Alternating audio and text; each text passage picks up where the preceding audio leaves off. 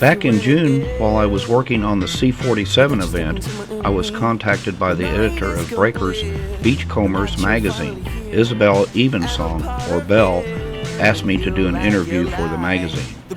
She did a very nice write-up on our event, and she's a very nice lady.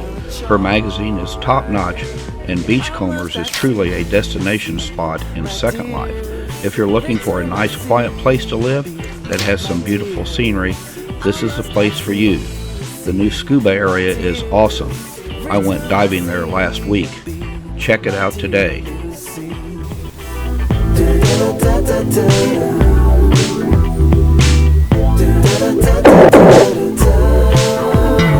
You turn and spin my contents all the way to the south. Save me from wanting who and where I was.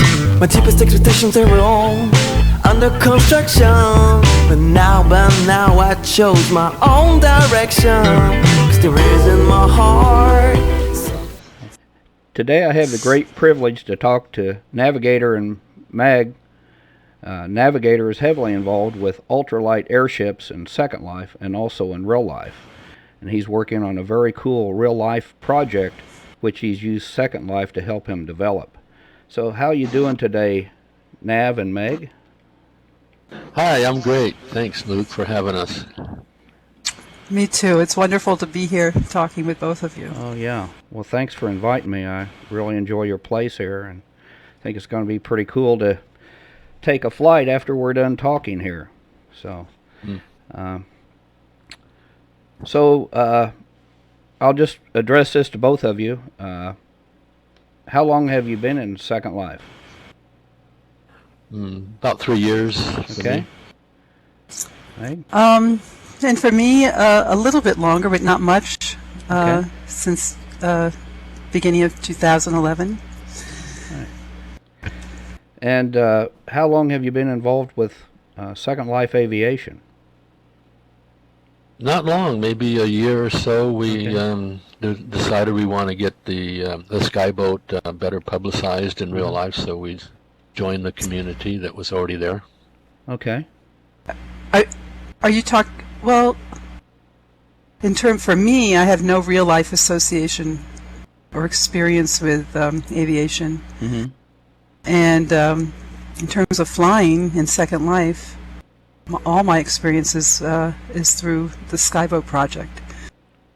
And Okay. that started when I joined the project in fall of 2011. So, has your focus always been on ultralight airships then? Yes, it has, Luke. I started getting interested in airships in real life about 5 years ago when I realized that I was never going to be able to afford an ultralight airplane. I mean, the minimum price was $15,000, and I didn't have that much money to spend on a hobby. So I said, how can I fly cheaper than buying an airplane? And this seems to be the answer, to build a big gas bag with a Honda motor on it and take off to the sky like Lawn Chair Larry did. Yeah, kind of like Lawn Chair Larry, but maybe a little better planned out, right? Yeah. Yes. I mean, yeah, I mean that was a plan, but you know, was a little bit. Of course, he didn't have all the technology that we have today either. So No, Well, but he also got his off the concept was ground. valid. Yeah, he got off the ground, and now there are people that do cluster ballooning as a commercial job. You can rent them out for your county fair. They'll take off with 50 balloons in front of your crowd. wow. So tell us about your Skyboat project. How did you get started on it? I got started in real life when I just started playing around with the research on what it would take to make a cluster balloon aerodynamic and powered, and I started tinkering with aluminum tubes and polyethylene sheeting and little projects like that in my backyard, and the concept seemed feasible, so I continued in it in real life and needed a better 3D editor than SketchUp. Google SketchUp was way too arcane for me to use, so I knew that SL had a good 3D editor, actually, and that's why I came in. Awesome. My involvement is totally here in Second Life. When early on, soon after Nav and I met, he was telling me about this project, and it took me a minute or so to realize he was serious. And from that point on, I was totally intrigued, because I think it's a really fascinating way to use Second Life, and the fact that someone was actually trying to make such a dream real is also intriguing to me. So I had no interest in aviation, and not particularly in flying, but Skyboat project is totally fascinating on many levels.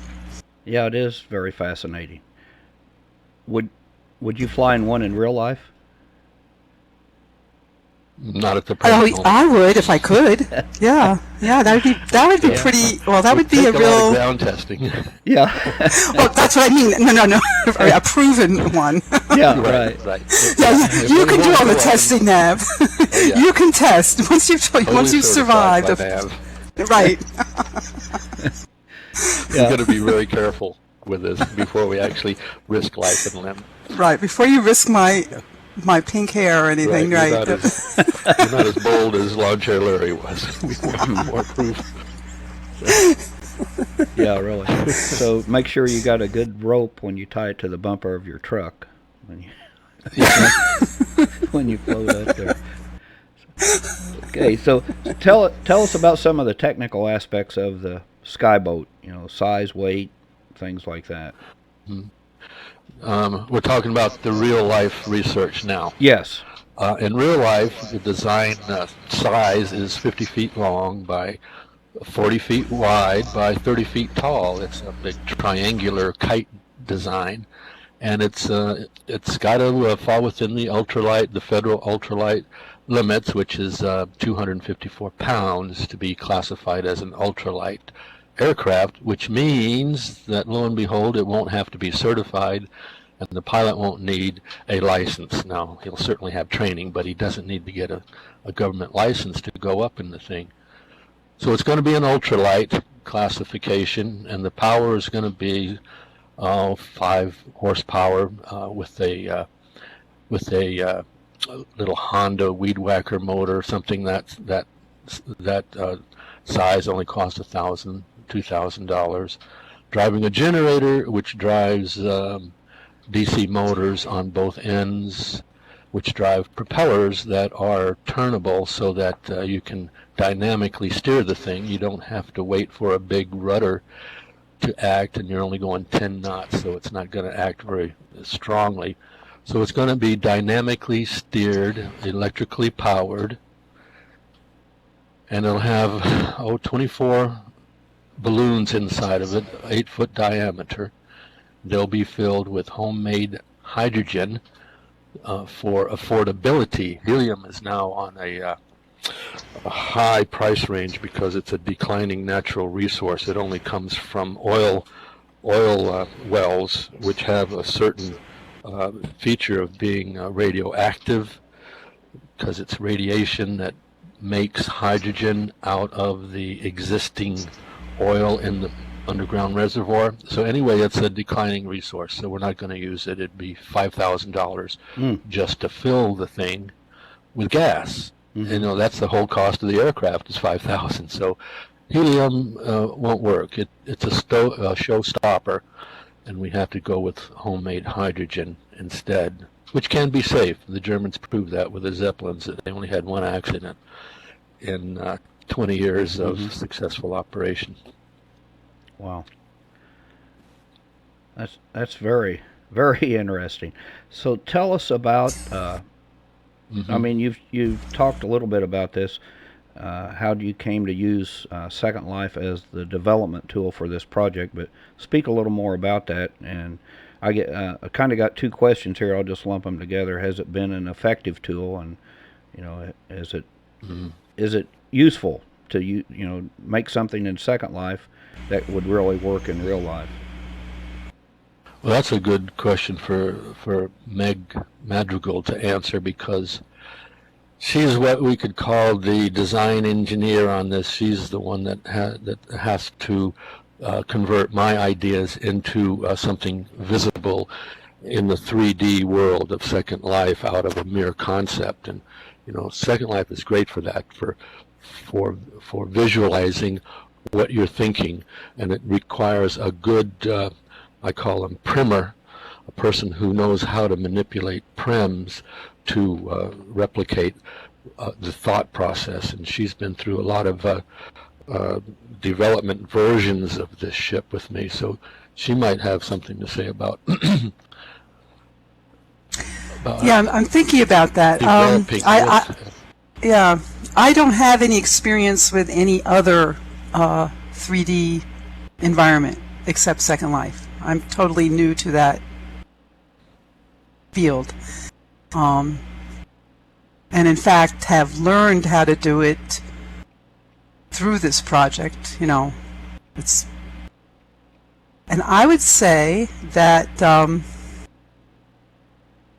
Second Life offers a lot of flexibility, as long as don't want to look at it as a simulator, as a true simulator. Forgetting the basic concept and getting a form to it, and getting some of the basic movements and handling. Yeah, I think it works. My sense is it works well, but I don't have a real life framework to judge against either. I don't.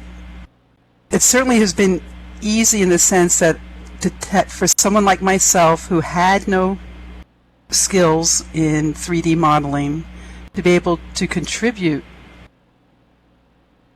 to a project like this, and to be able to learn what I needed to learn to do that in a reasonable time frame. Yeah, I think Second Life is a wonderful environment. It's very supportive to people, expanding in this field. As a development tool, it's priceless, because we've gone through 3 to 5 versions of the skyboat, just learning as we went along, because it was halfway real as Meg created these new versions, and we changed the design, and we got the sizes down right and the proportions. We could see how it looked as we developed. And in real life, each one of these versions would have cost a couple $1,000s to build in the backyard and physically look at. So this is a very economical way to develop concepts. I heartly recommend it. Yeah. For the birthday event, part of the display was showing for different design components, like the frame or gondola, showing going through the different versions we had gone. I was really surprised, because I was pulling these things from my inventory. There were like 10 or 12 versions of the frame, and almost the same number for the gondola. And I'd forgotten that we had done so much, that that we had tried so many different things. They each didn't all translate into a full flying version, but yeah, it's a lot of brainstorming, a lot of in terms of the modeling. Right. Very dynamic tool. And that gets at the crux of what Second Life's all about, really. I think the Linden Labs, the original developers of this, that's kinds of things that they had envisioned, that people would be able to collaborate on projects and create things here and develop them in real life as well. So that's besides the flying in balloons suspended from right colored balloons like that, which is pretty awesome. The whole aspect of how the project is coming about and being developed is just really awesome, I think. So tell us. I also think that the point that you don't have to be a professional in the field to be able to get involved in something like this is important. yeah, aspect to it. that is That really that the cool. normal person can actually do something like this, to try to bring an idea to some sort of reality. I think, yeah. It's very empowering. And the time saving, the savings in time over building prototypes on and on in real life, finding the materials and fiddling with techniques. It takes, weeks and weeks to do one prototype, whereas here we can do it overnight. Yeah. And, just the fact that you can meet on here and talk with people, I mean, and at no additional cost, I mean, you can collaborate, the social aspect of it. So, yeah, it's just. Yeah, the support. Yeah. Moral support. Right. Yeah. Yeah, moral, because we're all crazy or we wouldn't be here. So Yes. we do need some support, don't we? So, yeah, we're our own support group of crazies here in Second Life. Okay. No. We're not crazy. We're believers. Okay, yeah. Yeah, that's Yes. Keep saying that. I'll believe it. Okay. So, Nav, how far are you along with the Real Skyboat project, and when do you expect to have it completed? Oh, I may be 2% along, to be candid. I've got a aluminum mast out in my backyard, and that's about it, because I need collaborators to help me with the development of this airship, i.e. I know nothing about chemistry, and I need to design a hydrogen hydrolyzer to make the hydrogen. I also need craftspeople to do portions of the framework. It's got a radical aluminum tube framework that needs a lot of development done on it. I've got started, and it looks plausible, but the time aspect is more than I thought it would be. So I need more collaborators to speed it up. You need real life skills. Yes, Contributing. real life skills and enthusiasm to spread this out. Yeah, So it's about 2% along. And, we can do a lot in at this Second rate- Life that isn't real, because it'll work. It's not going to break under some threshold of stress. yeah. Unlike real life. Yeah. That brings me to something that we were talking about earlier about testing it. Have you thought, if and when you actually do get it built, how do you plan to test it, or have you thought that far ahead? Oh, yeah. Yeah, I went to the Sun and Fun convention in Florida, Lakeland, Florida, this summer, and the Experimental Aircraft Association was there, and they offer professional help to experimenters on testing the systems before you lift off. You measure them for strength with sandbags hanging from a ceiling and things like that. You can test every component before you take off in the completed machine. So, yeah, there's professional assistance available at no charge for developing new aircraft. Wow. I didn't That's know about that. fascinating. Experimental Aircraft Association. It's a great support system for ultralight aircraft builders across the country and world. It's really a good organization for experimenters. Is there anything else that I haven't asked you, or that you would like to say about the project, or anything else, Second Life, aviation in general? Mm-hmm.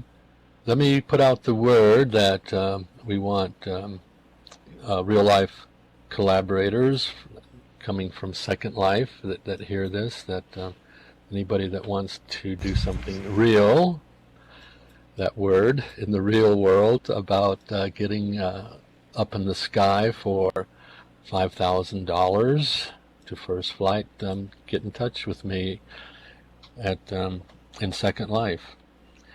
And you have anything to add, Meg? Oh, yeah. Our users group, we run regular regattas, one in the middle of the week and one on the last Saturday of every month.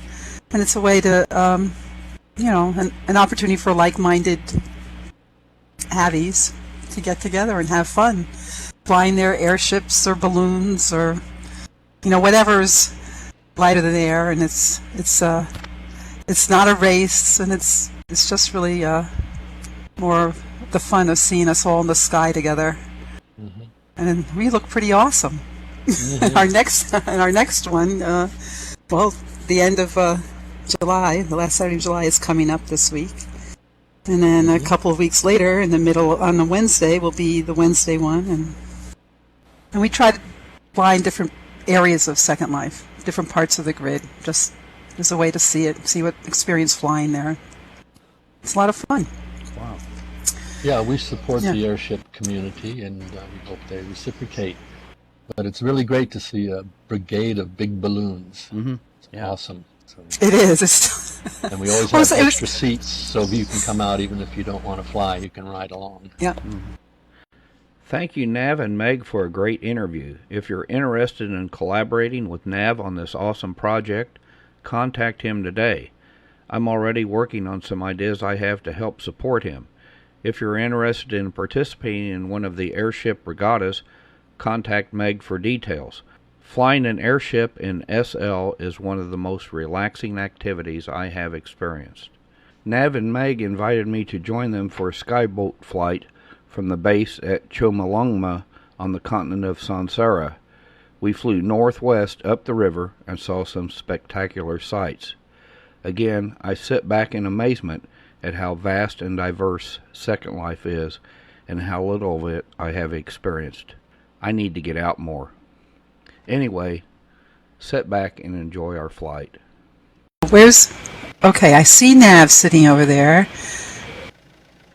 I'm behind you. You want me to go Luke. in front of you? Yeah, you should go.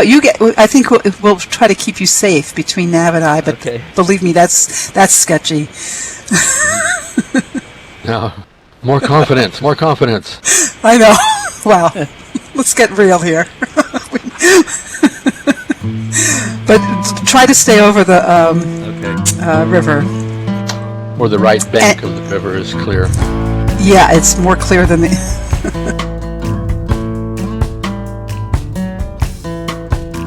I feel a lot better now. There is water running under the bridge.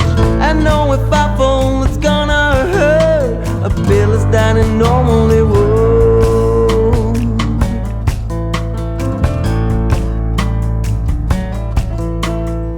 There are too many answers I give for only one simple question.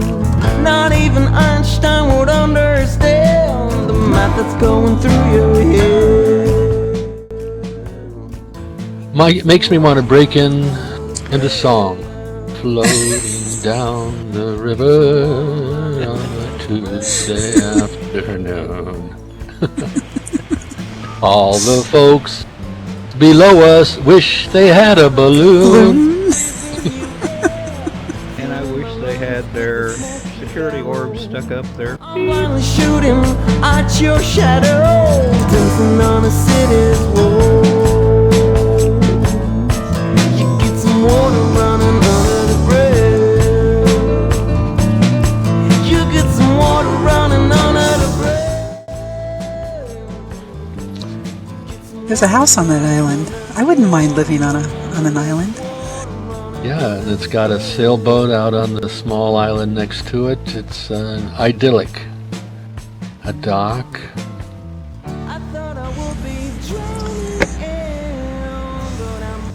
I'll go down a little lower to see it better, descending to 65 feet. Meters, I mean. Meters. The presentation is beautiful. This scenic lake here. This is where Lake Arlberg gets dammed up to go back into a little river that continues to the sea.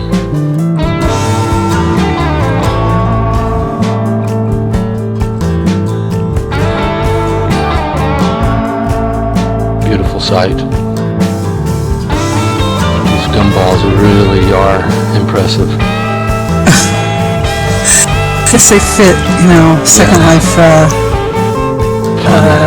environment, the Technicolor aspect. Yeah. Who would have known? Who would have guessed that? Never. You wouldn't have known until you started walking where the journey was going. Oh, you caught the tree? I don't know when I'm caught in. Looked like your left Yep. flasher was caught.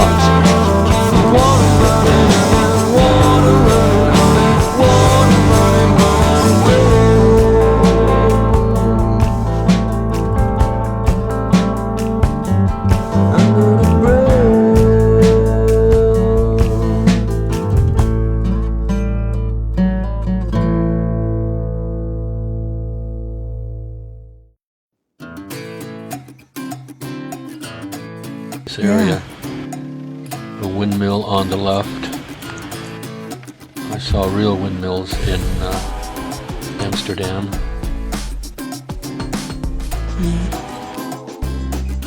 600-year-old windmills. Yep. What a concept.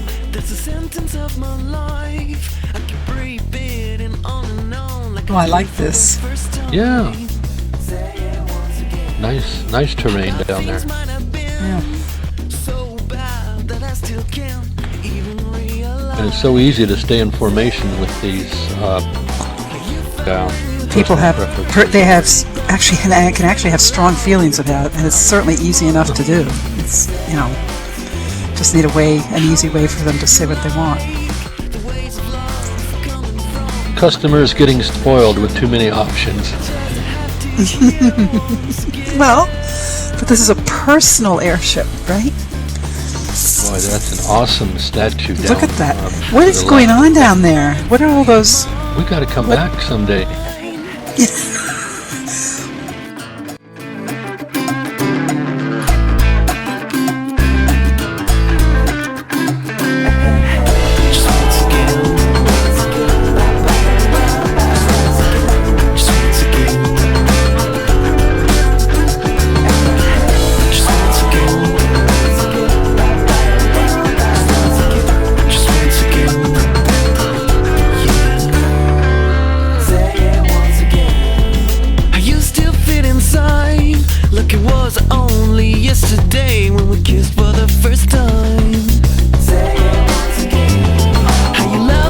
I'm going to descend to about 45 feet. Okay. See what's going on down below. Okay, 46. The swan boats are tied up on. Oh yeah. And there's one going around. I don't know if there's anybody in it. I don't know if that's an auto. Oh, and there's some.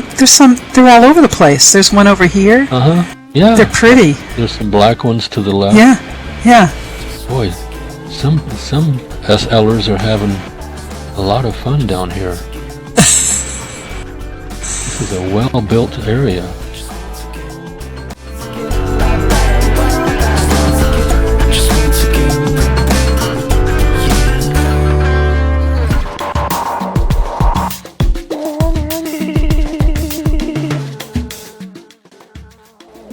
Luke's following right you. behind me. Yeah, he's with us. This is definitely photogenic. This huge gray statue doing a handstand.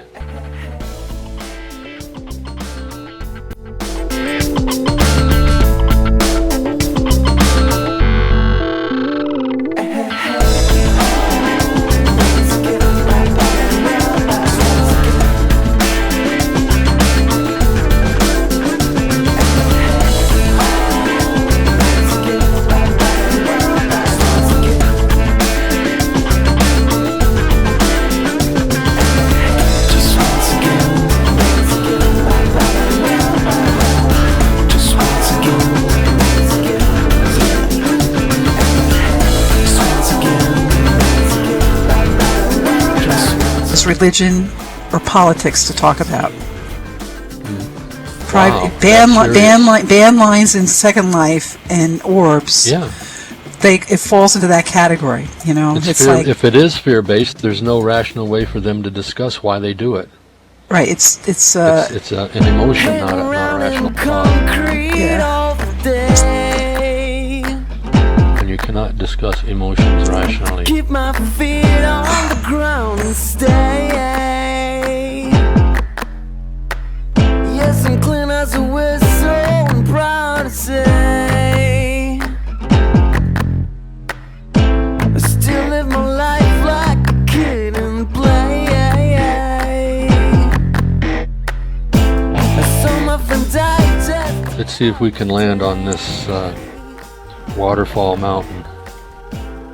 It's a small plateau with deck chairs on it. I'm going to land on it and de-res and let you others come in, landing on it and talking, Okay. debriefing.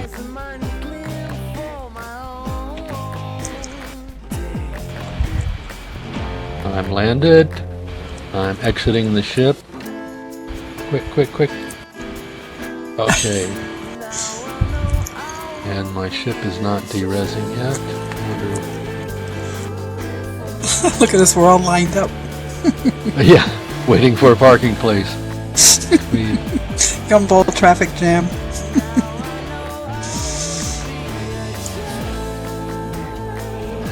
5-minute auto return, so I'll take mine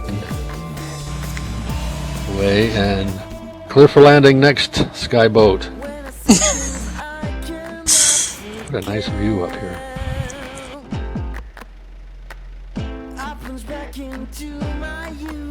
Here comes Luke Flywalker in hot and heavy.